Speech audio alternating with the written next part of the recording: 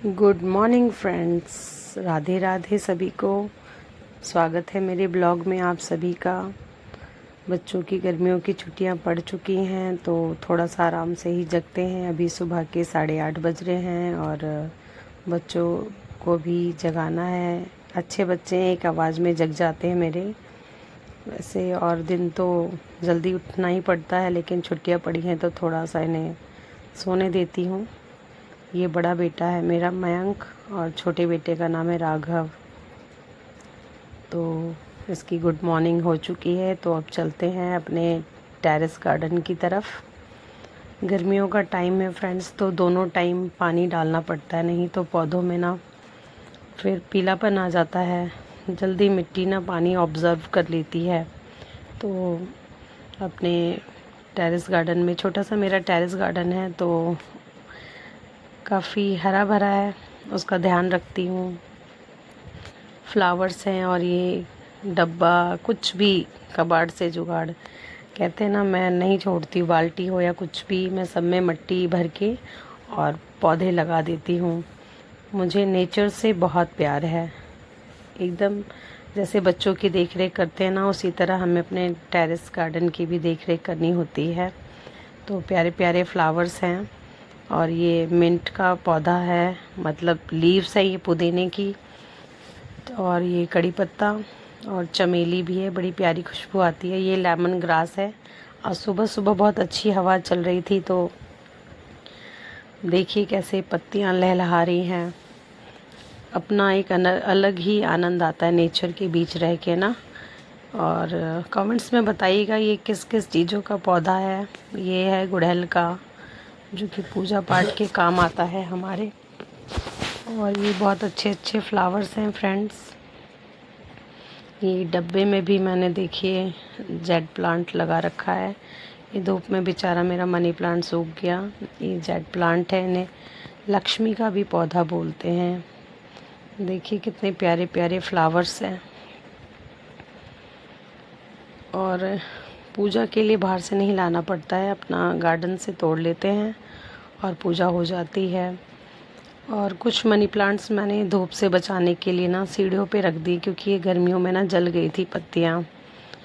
अब कपड़े धो लेते हैं मशीन में, जब तक टाइमर सेट कर देती हूँ।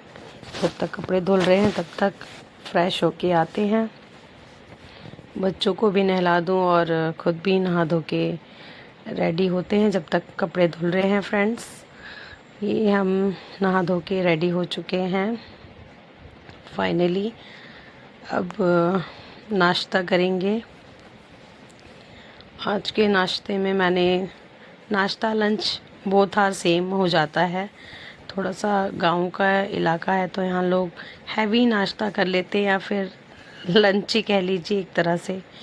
तो मैंने आज बनाया है, दाल है, रोटी है, भिंडी की सब्ज़ी और पुदीने आम की चटनी बनाई है। और छोटा बेटा कहता मम्मा आप खिलाओ, आपके हाथों से ही मेरा पेट भरता है खा के, अपने आप नहीं खाता। तो अब कपड़े धुल चुके हैं तो चलते हैं छत पे। और बहुत धूप हो रही है, इसकी वजह से मुझे तौलिया ओढ़ना पड़ेगा। और इतनी तेज़ धूप है कि बर्दाश्त से बाहर अभी कपड़े डालना भी बहुत मुश्किल हो जाता है। दोपहर का टाइम हो चुका है, नहीं मैं रहूँगा।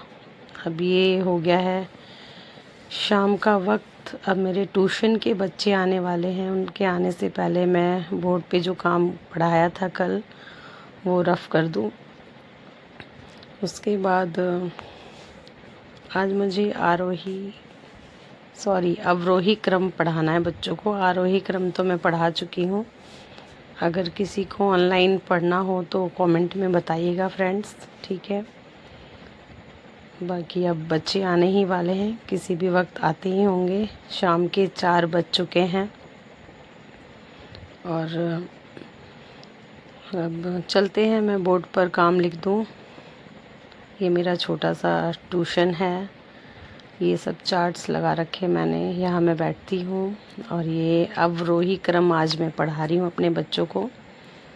तो वही है अवरोही क्रम, तो आपको पता ही होगा फ्रेंड्स कि क्या होता है। बड़े से छोटे की ओर, उसे हम अवरोही क्रम कहते हैं, और आरोही क्रम छोटे से बड़े की ओर। तो काफ़ी कन्फ्यूज़न भरा है, लेकिन मैं इजी कर देती हूँ अपने बच्चों को ना, काफ़ी इजी ट्रिक से पढ़ाती हूँ तो उन्हें समझ आ जाता है आरोही और अवरोही क्या होता है।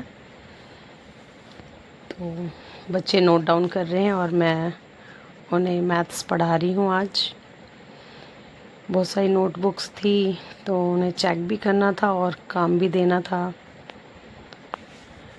शाम हो चुकी है फ्रेंड्स, तो अभी ट्यूशन पढ़ा के उठने के बाद अब लग जाऊंगी मैं किचन में। तो ये किचन में आ चुके हैं, अब शाम का वक्त हो गया है और आज रात के डिनर में मैं बनाने जा रही हूँ करेले।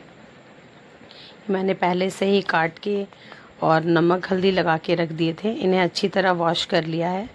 जितना करेला हो उतना प्याज लेना चाहिए, आधा, तभी टेस्टी बनते हैं। तो आइए, रसोई में मेरी छोटी सी किचन है। ये चावल चढ़ने के लिए, चावल पकने के लिए रख रखे मैंने, और ये दूध गर्म हो रहा है एक तरफ, और दाल मैंने पहले ही बना ली थी।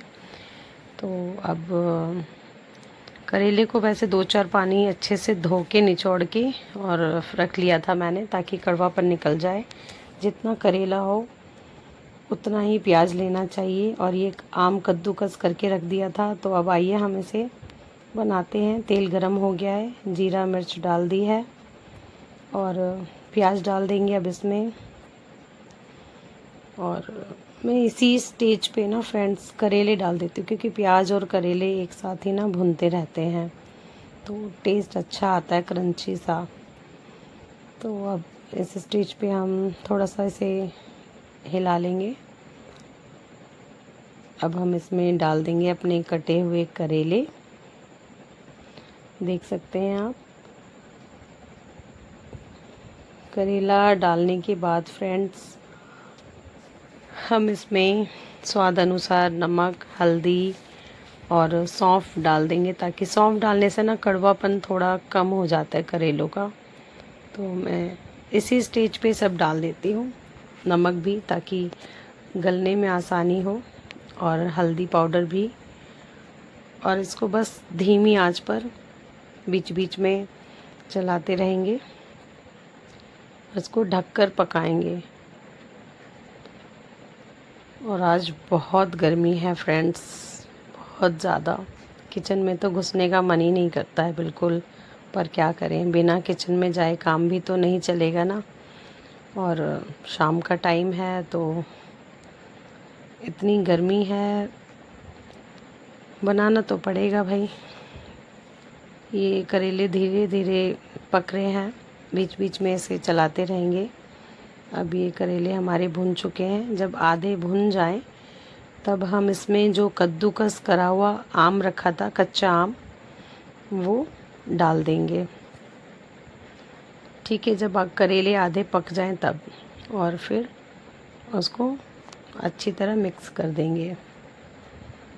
और बस फिर करेले थोड़ी देर बाद गैस बंद कर देंगे तो करेले रेडी। और अब ये कपड़े थे जो मैंने दोपहर में धोए थे, इन्हें फ़ोल्ड करने का टाइम नहीं मिला, तो अब फ़ोल्ड कर रही हूँ।